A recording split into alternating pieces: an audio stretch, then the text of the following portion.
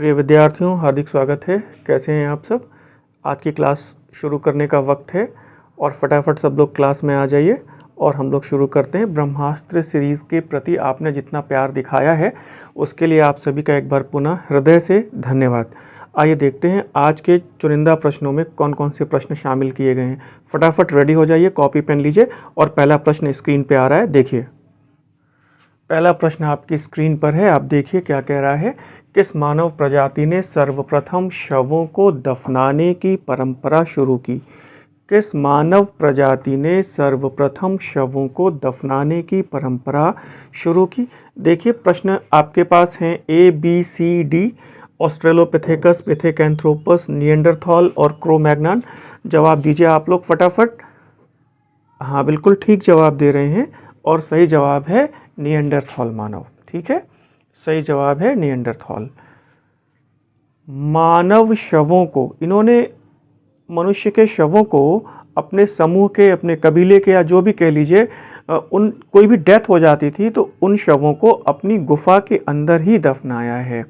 तो मानव शवों को दफनाने की परंपरा सर्वप्रथम किस मानव प्रजाति ने शुरू की? तो उसका नाम है निएंडरथॉल। यहाँ पर दो प्रश्न आप और अच्छे से देख लीजिए। एक आपको ये दिखाई पड़ रहा है ऑस्ट्रेलोपिथेकस। ऑस्ट्रेलोपिथेकस के लिए एक प्रश्न यहाँ पर ये है, ऑस्ट्रेलोपिथेकस के लिए एक बहुत सटीक प्रश्न यहाँ पर आया हुआ है और वो प्रश्न ये है कि ये बताइए मनुष्य का आदि पूर्वज किसे कहा गया है? मनुष्य का आदि पूर्वज किसे कहा गया है? तो वो है ऑस्ट्रेलोपिथेकस अफ्रीकेनस। मनुष्य का आदि पूर्वज कौन है? ये ध्यान दीजिएगा, इसमें भी लड़के बहुत जल्दी से गलत कर जाते हैं। तो मनुष्य का आदि पूर्वज कौन है? तो मनुष्य का आदि पूर्वज है ऑस्ट्रेलोपिथेकस अफ्रीकेनस। पूरा नाम है इसका ऑस्ट्रेलोपिथेकस अफ्रीकेनस। और मैं यहाँ पर आपको एक बात और बताना चाहता हूँ, ऑस्ट्रेलोपिथेकस नाम जरूर है लेकिन इसका ऑस्ट्रेलिया से कोई संबंध नहीं है। इसका ऑस्ट्रेलिया महाद्वीप से कोई संबंध नहीं है, ये बात ध्यान रखिएगा। ऑस्ट्रेलोपिथेकस का ऑस्ट्रेलिया महाद्वीप से कोई संबंध नहीं है, ये बात क्लियर हो गई। एक प्रश्न मुझे और यहाँ पर याद आ रहा है, क्रो-मैग्नन भी ऑप्शन में दिया हुआ है। इसमें भी छात्रों ने बहुत जल्दी गलती करी है और ये पूछा गया था कि मनुष्य का निकटतम पूर्वज कौन है? मनुष्य का निकटतम पूर्वज क्रो-मैग्नन को कहा गया है। मनुष्य का निकटतम पूर्वज कौन है? करीबी पूर्वज कौन है? तो मनुष्य का निकटतम पूर्वज क्रो-मैग्नन है। मनुष्य का आदि पूर्वज ऑस्ट्रेलोपिथेकस अफ्रीकेनस है। और किस मानव प्रजाति ने शवों को दफनाने की परंपरा शुरू की? तो दफनाने की परंपरा निएंडरथॉल है। दफनाने की परंपरा शुरू किसने की? वो निएंडरथॉल है। ये प्रश्न में 3 प्रश्न क्लियर हुए। ठीक है, आगे बढ़े हम लोग। अगला प्रश्न देखिए, क्वेश्चन नंबर 2 आपकी स्क्रीन पर है और देखिए ये सामान्य सा प्रश्न है, गलत नहीं होना चाहिए। कह रहा है सोहन संस्कृति संबंध रखती है। सोहन संस्कृति का संबंध किस काल से है? वो कह रहे हैं पूर्व पाषाण काल से नव पाषाण काल तक है, तो बिल्कुल गलत है। पूर्व पाषाण काल से उच्च पुरा पाषाण काल तक, ये भी गलत है। और कह रहे हैं कि केवल निम्न पुरा पाषाण काल से, तो सही जवाब है केवल निम्न पुरा पाषाण काल से। सोहन संस्कृति का संबंध है केवल निम्न पुरा पाषाण काल से। बिल्कुल ठीक जवाब दिया है आप लोगों ने। आपको यहाँ पर एक बात ये समझाना चाह रहा हूँ, सोहन संस्कृति जो उत्तर भारत की है इसको कहा जाता है चौपर। मैंने पिछले लेक्चर में भी एक बार डिस्कस किया था, इसी से जुड़ा हुआ प्रश्न आया था और आपने ध्यान दिया होगा। Chopper, chopping, payable culture.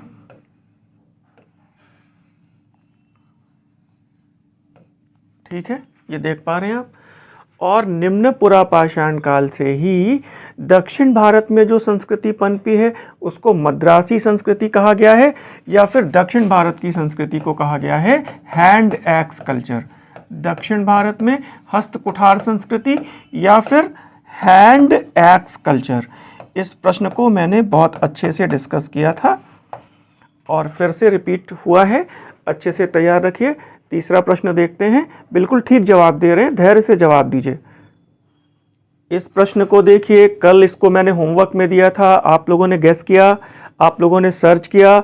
गर्तावास के संदर्भ में मैंने कहा था कि ज़्यादा डिटेल मैं अगले लेक्चर में दूंगा, आपने इसको ध्यान दिया होगा। ये प्रश्न कल भी था कि भारतीय स्थल पर गड्ढे खोदने के साक्ष्य या फिर गर्तावास के साक्ष्य कहाँ से मिलते हैं। तो मैंने आपको कल ही इसका जवाब बता दिया था, और जवाब है बुर्जहोम एवं रंगपुर। जवाब है बुर्जहोम एवं रंगपुर। गर्तावास के साक्ष्य कहाँ से मिले हैं? नवपाषाण काल में बुर्जहोम और गुफक्राल मैंने आपको बताया था, हड़प्पा सभ्यता में रंगपुर। आप थोड़ा और गौर करिए, यहां पर नवपाषाण काल को थोड़ा सा देख लीजिए। नवपाषाण काल में एक तो बुर्जहोम आपको पता ही है, और दूसरा मैंने बताया था गुफक्राल। गुफक्राल ये दोनों स्थल कश्मीर में ही हैं। और अगर आपसे ये कहता है कि ये बताइए दो कक्षों वाले गर्तावास कहाँ से मिले हैं, दो कक्षों वाले गर्तावास कहाँ से मिले हैं, तो वो है गुफक्राल। याद रहेगा, दो कक्षीय गर्तावास, दो कक्षीय गर्तावास, तो ये हैं गुफक्राल। ये दोनों नवपाषाण काल के स्थल हैं। ये बात क्लियर हो गई। इसके बाद ताम्रपाषाण काल में कहां से है, बताइए फटाफट। बिल्कुल ठीक है, ताम्रपाषाण काल में इनाम गांव से हमें गर्तावास के साक्ष्य मिले हैं। ये भी नोट करिए। फिर हड़प्पाई स्थल में गर्तावास का एक तो आपको दिख ही रहा है, रंगपुर है। एक स्थल हड़प्पा सभ्यता में, एक स्थल तो आपको दिख ही रहा है रंगपुर। दूसरा स्थल कौन सा है, तो आपको ध्यान रखना चाहिए, दूसरा स्थल है मिताथल। मिताथल को भी याद रखिए, कुणाल को भी याद रखिए, और भिराना को भी याद रखिए। ये बड़े टेक्निकल और बहुत इंपॉर्टेंट प्रश्न हैं। आपके पास गर्तावास के लिए कितने स्थल हो गए, आप काउंट करिए। बुर्जहोम, गुफक्राल, ताम्रपाषाण काल में इनाम गांव, हड़प्पा सभ्यता में 4 स्थल हैं, रंगपुर, मिताथल, कुणाल और भिराना। कुल मिला के 7 स्थलों से हमें गर्तावास मिले हैं। छात्रों को बहुत कंफ्यूजन रहा है इस प्रश्न में, टीजीटी पीजीटी में बहुत सारी गलतियां हुई हैं, इसको आप सुधार लीजिए। अगला प्रश्न देखिए, चौथा प्रश्न देखिए, गलती करेंगे मुझे पक्का पता है। प्रश्न पढ़िए पहले आप। हिंदुस्तान में वह प्रथम मुस्लिम शासक कौन था जिसने हिंदुओं से जजिया ना लेने का आदेश दिया? हिंदुओं से जजिया ना लेने का आदेश दिया, यानी कि जजिया को हटा दिया। हिंदुस्तान में पहला शासक कौन है जिसने हिंदुओं से जजिया ना लेने का आदेश दिया? 4 ऑप्शन है। कश्मीर का जैनुल आबिदीन, बहमनी शासक अलाउद्दीन हसन, मुगल शासक अकबर, या फिर मोहम्मद शाह रंगीला। आप ध्यान रखिएगा, वो कह रहा है हिंदुस्तान में वह प्रथम मुस्लिम शासक कौन है, पहला शासक कौन है। या फिर आप ऐसे कह सकते हैं कि सर्वप्रथम किसने हिंदुस्तान में जजिया को हटाया? जवाब दीजिए, फटाफट जवाब दीजिए।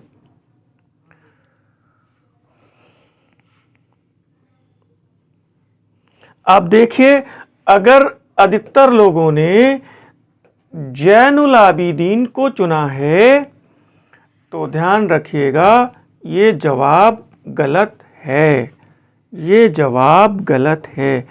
और अगर अकबर चुन रहे हैं तो ये जवाब अकबर भी गलत है। तो अब आपकी आशा और उम्मीद के विपरीत, बिल्कुल आप ठीक सोच रहे हैं और उसका नाम है बहमनी शासक अलाउद्दीन हसन गंगू, या आप कह सकते हैं इसी को बहमन शाह भी कहा गया है, जिसने सर्वप्रथम जजिया को हटाया। इस प्रश्न को याद रखिएगा, असिस्टेंट प्रोफेसर का प्रश्न है, गलत हो सकता है। आइए मैं आपको जजिया के बारे में थोड़ी और डिटेल देता हूं, जिससे आपको ये पता चलेगा कि किसने किसने कब कब जजिया को हटाया। ध्यान रखिएगा। तो आप इसे देखिए, जजिया के बारे में क्या क्या डिटेल है, और आपको ध्यान देना चाहिए। जैसे कह रहा है, अलाउद्दीन बहमन शाह हसन गंगू ने सर्वप्रथम जजिया को हटाया। सर्वप्रथम जजिया को हटाया। टाइम पीरियड भी आप देख पा रहे होंगे। ये बहमनी साम्राज्य का संस्थापक है। 1347 में इसने बहमनी साम्राज्य की स्थापना की है। ये बात आपको याद है। अलाउद्दीन बहमन शाह हसन गंगू ने सर्वप्रथम जजिया हटाया। इसके बाद नाम आता है जैनुल आबिदीन का। जैनुल आबिदीन ने, देखिए 1420 से 1470 बहमन शाह के बाद है, इसने कश्मीर में जजिया हटाया। बात हिंदुस्तान की हो रही है तो हिंदुस्तान में ये घटना कहीं भी घटी हो काउंट की जाएगी, ठीक है ना। आप ये देखिएगा, जैनुल आबिदीन को कश्मीर का अकबर भी कहा गया है। ये भी पूछा गया है प्रश्न आपसे, तो इसका मतलब ये है कि अकबर के पहले ये काम कर चुका था ये जैनुल आबिदीन। इसके बाद आप देखिएगा, अकबर ने 1564 में जजिया को हटाया है।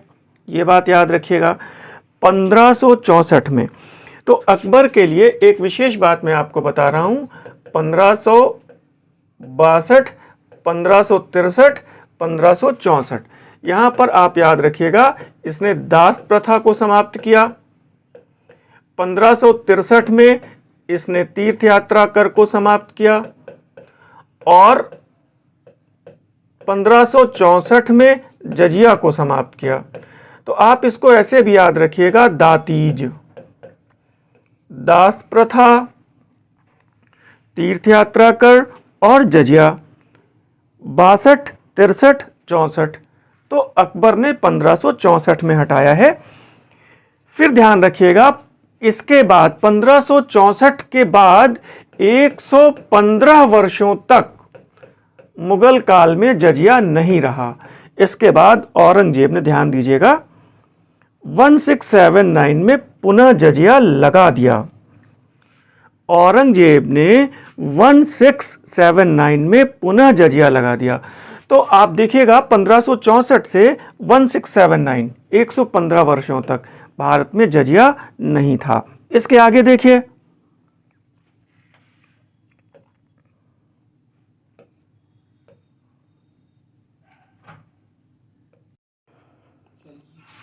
फाइनली आप देखिए यहां पर जहांदार शाह ने 1712 में फिर से जजिया हटाया। फिर इसके बाद फर्रुखसियर ने भी इस दिशा में प्रयास किया। बीच में ये लगता हटता रहा, इसको रीजस्टिफाई किया फर्रुखसियर ने।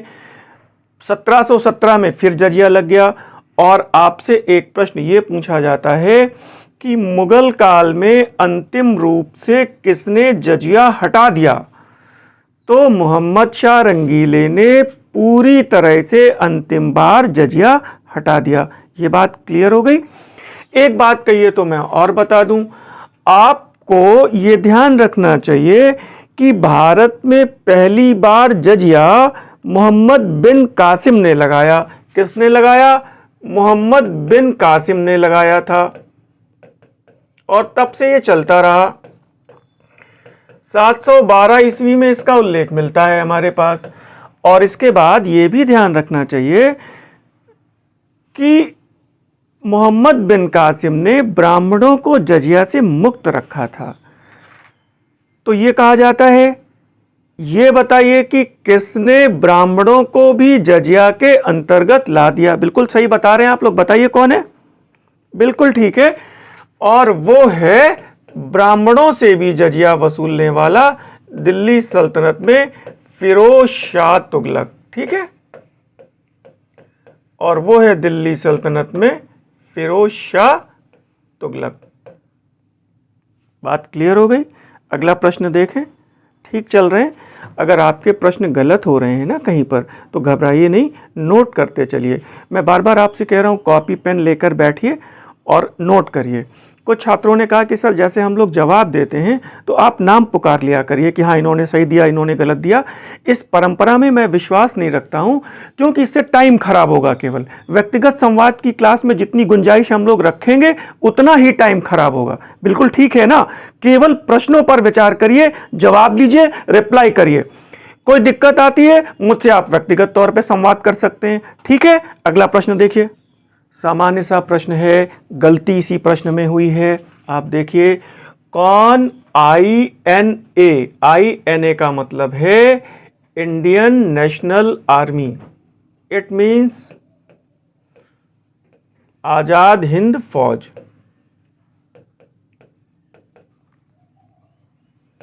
Indian National Army, it means Azad Hind Fauj से संबंधित नहीं है।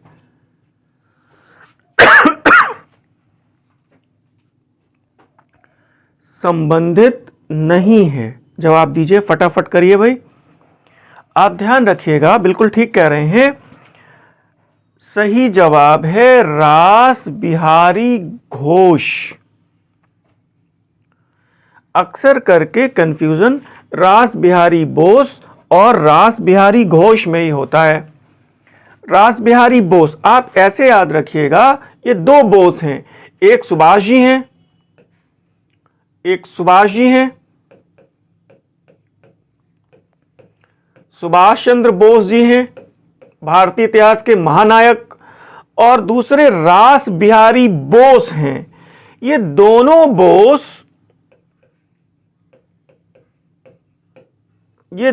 बोस आजाद हिंद फौज से संबंधित हैं। आपको ध्यान रखना चाहिए, ये दोनों बोस आजाद हिंद फौज से संबंधित हैं। ठीक है, और जो बच गए घोष, वो कांग्रेस से संबंधित हैं।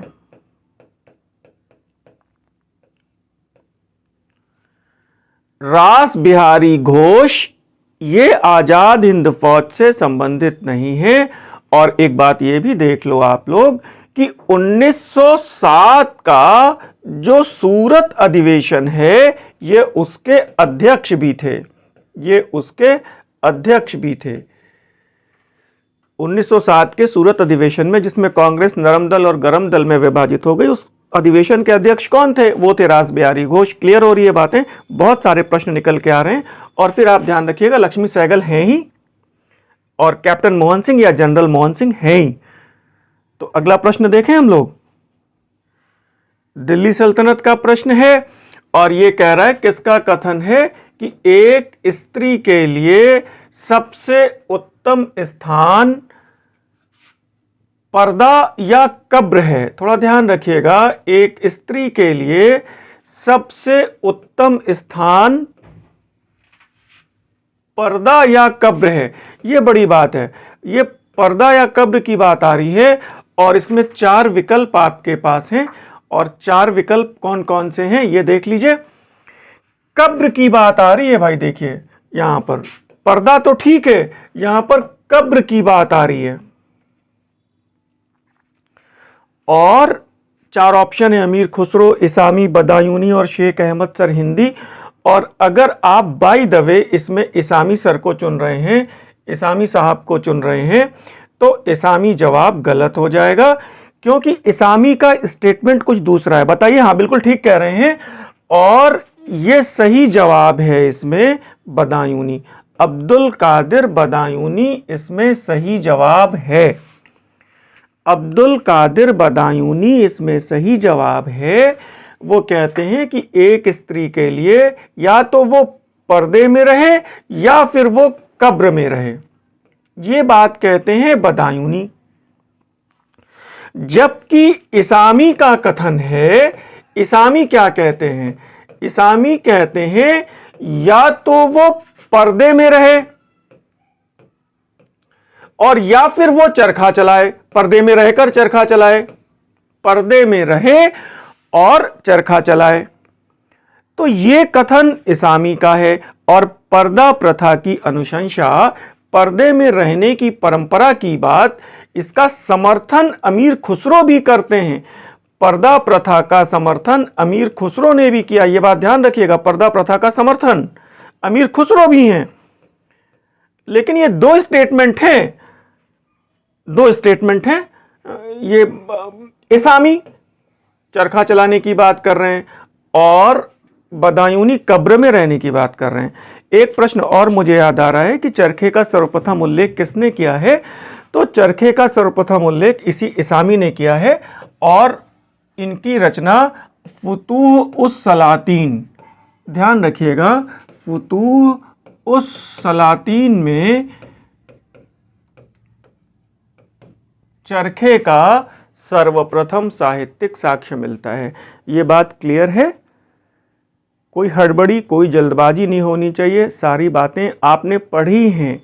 प्रश्नों को परीक्षा भवन में एग्जाम का फोबिया होता है, एक तो इतना प्रेशर होता है, रात भर आपने जाग के पढ़ा होता है, तो आते हुए प्रश्न गलत करते हैं आप लोग। मुझे बहुत ध्यान से सुनिए, आपका सिलेक्शन इसलिए नहीं रुकता कि आपने कम पढ़ा है, आपका सिलेक्शन इसलिए रुकता है कि आपने आते हुए प्रश्न जल्दबाजी में गलत किए हैं। और मैं चाहता हूं इस तरह के प्रश्न परीक्षा भवन में गलत ना हो, इसीलिए मैं इतना क्लैरिफिकेशन, इतनी डिटेल आपको दे रहा हूं। धैर्य से आप नोट करिए और अगला प्रश्न भी आप देख लीजिए। इस प्रश्न को देखिए, गलत मत करिएगा, सामान्य प्रश्न है। भगवान महावीर ने इस नदी के किनारे कैवल्य प्राप्त किया था। कैवल्य यानी सर्वोच्च ज्ञान प्राप्त किया था। कौन सी है? बालुका, गंडकी, ऋजुपालिका या अनोमा? तो यहां पर हाँ बिल्कुल ठीक जवाब दे रहे हैं और सही जवाब है ऋजुपालिका नदी के किनारे महावीर स्वामी को कैवल्य की प्राप्ति हुई। बिल्कुल ठीक जवाब दे रहे हैं। मैं आपसे पुनः कह रहा हूं, आप सभी का नाम पुकारूंगा ना तो मुझे सामने देखना है, लैपटॉप में देखना है आपका नाम आ रहा है, फिर आपने क्या जवाब दिया। व्यक्तिगत संवाद करेंगे तो लेक्चर खराब होगा और लंबा होगा। बेहतर है शॉर्ट टर्म में मैक्सिमम गेन करिए, ठीक है ना? कुछ लोगों ने सही जवाब दिया है, अधिकांश लोगों ने सही जवाब दिया है, आप इसको देख लीजिए। तो ये कैवल्य कहाँ मिला? ऋजुपालिका नदी के तट पर। अब एक बात यह है कि महावीर स्वामी ने अपने वस्त्रों का त्याग किस नदी के किनारे किया? मतलब वो गृह त्याग के बाद 13 महीने तक वो वस्त्र धारण किए हुए थे। 13 महीने के बाद उन्होंने अपने वस्त्र त्यागे हैं। तो महावीर स्वामी ने बालुका नदी के किनारे, बालुका नदी के तट पर अपने वस्त्र त्याग दिए और यहीं पर वो दिगंबर हो गए। ध्यान रखिएगा, महावीर स्वामी ने किस नदी के तट पर अपने वस्त्रों का त्याग किया? तो जवाब है बालुका नदी के तट पर महावीर स्वामी ने वस्त्रों का त्याग कर दिया और दिगंबर हो गए। इसी तरह एक प्रश्न ये आता है कि महात्मा बुद्ध ने किस नदी तट पर अपने राजसी वस्त्र त्याग करके सन्यासी के वस्त्र धारण कर लिए, केश मूंड दिया? तो वो है अनोमा नदी।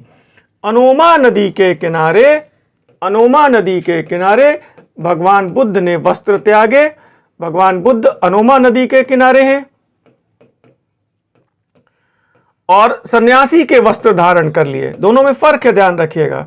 इन्होंने अपने राजसी वस्त्र त्याग करके सन्यासी के वस्त्र धारण कर लिए और महावीर स्वामी ने बालुका नदी के किनारे वस्त्रों को त्याग करके पूर्णतः वो दिगंबर हो गए। अब 3 प्रश्न इस प्रश्न में मिल गए। डाउट क्लियर हो रहे हैं? मुझे बताइए, कोई दिक्कत नहीं आ रही है समझने में? ओके, चलिए आगे अगला प्रश्न देख लीजिए। आप इस प्रश्न को देखिए, मैच दी फॉलोइंग का प्रश्न है और मॉडर्न इंडिया से है, उपाधियों से संबंध है इसका। इस प्रश्न में हमेशा आप नंबरिंग करिएगा, तीर मत लगाइएगा, ठीक है? आप देखिए लोकहितवादी कौन है? तो गोपाल हरि देशमुख हैं, इसमें आपको 5 नंबर डालना है। आंध्र केसरी कौन है मुझे बताइए? तो वो हैं टी प्रकाशम, तो यहाँ पर आपको 4 नंबर डालना पड़ेगा। टी प्रकाशम को कहा गया है, पूरा नाम है इनका, एक बार ऐसे पूछ दिया था, टंगुटरी प्रकाशम। तो ये पूरा नाम भी मैंने आपको बता दिया इनका, टंगुटरी प्रकाशम। ये हैं आपके आंध्र केसरी। असम केसरी कौन है? तो अंबिका गिरी राय चौधरी हैं, ये सामने ही है आपके पास, तो 3 नंबर डाल लीजिए यहाँ पर आप। देश नायक कौन है? बताने की ज़रूरत नहीं है, सुभाष जी हैं। और महर्षि कौन है? तो देवेंद्रनाथ टैगोर हैं। आप ध्यान रखिएगा, किसी भी दशा में महर्षि के लिए अरविंदो को मत चुनिएगा। महर्षि हैं देवेंद्रनाथ टैगोर, ये बात हमेशा आप याद रखिएगा। बहुत ज़बरदस्त प्रश्न है, गलती नहीं होनी चाहिए। महर्षि की उपाधि देवेंद्रनाथ टैगोर की है। और यहाँ पर मैं आपको बता दूं, लोकनायक कौन है? एक बात ये भी याद रख लीजिए, तो लोकनायक हैं जयप्रकाश नारायण या जेपी जिन्हें कहा जाता है। जननायक कौन है? तो आपको जवाब पता है, बताइए भाई फटाफट, जननायक कौन है? जननायक कौन है? बिल्कुल ठीक है, कर्पूरी ठाकुर हैं। नोट करिए, मैं हट जा रहा हूं। और लोकमान्य कौन है? तो लोकमान्य है तिलक। ये सारी उपाधियां अलग अलग समय पर कहीं ना कहीं पूछी गई हैं। और तो आपके पास दिए गए विकल्पों में यहाँ पर 5 4 3 2 1 ये ऑप्शन आ रहा है, तो आप इसको भी देखिए आगे विकल्प कौन सा विकल्प सही हो रहा है। तो 5 4 3 2 1 इसमें कौन सा विकल्प है? तो 5 4 3 2 1 ये सी वाला विकल्प आ रहा है, ठीक है। 5 4 3 2 1 याद रखेंगे इसे आप, गलत मत करिएगा। और ये मैंने इस क्वेश्चन को मिक्स किया है, उसका रीज़न ये है कि आंध्र केसरी, कभी पंजाब केसरी लाला लाजपत राय हैं, ये भी आप ध्यान रखिएगा। पंजाब केसरी लाला लाजपत राय हैं, उन्हीं को शेर पंजाब भी कहा गया है। किसी भी दशा में यहाँ से अगर सिंगल लाइनर प्रश्न आता है, गलत मत करिएगा। अगला प्रश्न आप देखिए, बहुत महत्वपूर्ण, असिस्टेंट प्रोफेसर में पूछा गया, नेट में पूछा गया। इस प्रश्न को देखिए, अरब ज्योतिषी अबू मशर ने, थोड़ा नाम याद रखिएगा, अबू मशर ने, क्योंकि ये प्रश्न ऐसे भी आया था कि किस अरब विद्वान ने वाराणसी में रहकर अध्ययन किया? तो वो है अबू मशर। तो यहां पर प्रश्न का नेचर देखिए, अरब ज्योतिषी अबू मशर ने काशी वाराणसी में 10 वर्षों तक रहकर ज्योतिष शास्त्र का अध्ययन किया। यह विवरण किसने दिया है? 4 ऑप्शन है, अलबरूनी है, फिरदौसी है, हसन निजामी है और अमीर खुसरो है। क्या जवाब दे रहे हैं बताइए? और सही जवाब मैं आपको बता दे रहा हूं, वो है अमीर खुसरो, डी। इस बात को याद रखिएगा। और ये प्रश्न ऐसे कई बार आया है, ये बताइए किसने वाराणसी में रहकर 10 वर्षों तक ज्योतिष का अध्ययन किया? वो है अबू मशर। कई बार याद रखिएगा, मैं कह रहा हूं पता नहीं कब किस परीक्षा में ये प्रश्न दोबारा से रिपीट हो जाए, ठीक है। और अगला प्रश्न देखिए, दिल्ली सल्तनत का प्रश्न है, ध्यान से पढ़िए। अलाउद्दीन खिलजी की मृत्यु के ठीक बाद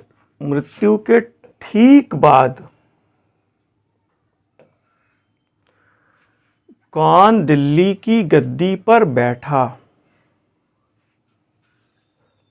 बताइए फटाफट।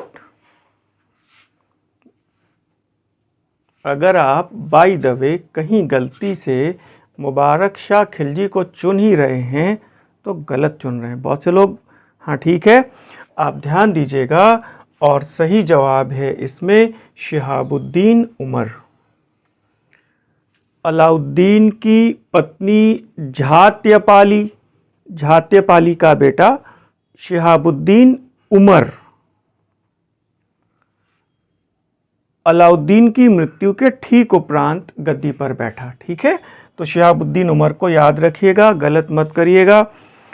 ये 10 प्रश्न मैं जहाँ तक समझ पाता हूँ आपके 40 प्रश्नों के बराबर हैं। 10 प्रश्न 40 प्रश्नों के बराबर हैं। इतने सटीक एक्सप्लेनेशंस और इतने सटीक प्रश्न आपको दे रहा हूँ, इसको तैयार करिए। आज की क्लास को समाप्त कर रहा हूँ। इतने धैर्य से आपने मेरी क्लास को ज्वाइन किया, इसका आप सभी का हार्दिक आभार। धन्यवाद। विदा।